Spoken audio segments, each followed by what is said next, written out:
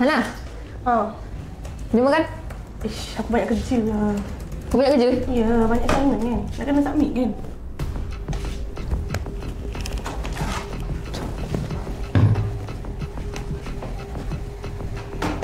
Assalamualaikum.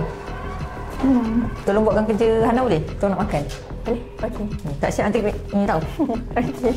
Thank you. Assignment tadi dah siap ke? Belum. Makan dulu. Tolong buat ini juga saya boleh? Okey, boleh. Dah sedap je nak ambil boleh? Ambil lah. Boleh eh? Ni sekali tau. Okey. Itu buat jangan tak buat. Okey.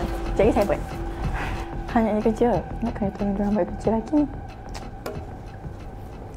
Hai, Assalamualaikum. Miss. Kenapa ni? Exam saya banyak sangat. Banyak sangat? Awak nak tahu tak, dengan satu senyuman boleh bagi impak yang sangat luar biasa tau. So awak jangan lupa senyum eh. Okey. Okay, bye. Bye.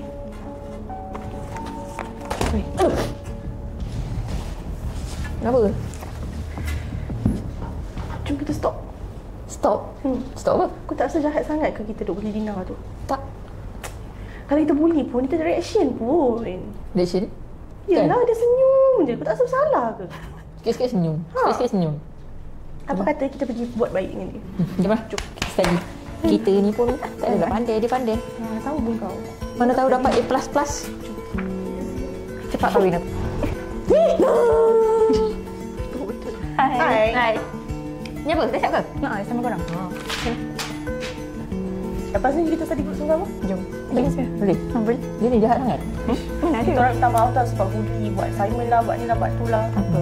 Dia memang jahat. Lepas ni kita kawan, okay? Okey. Kau tentu.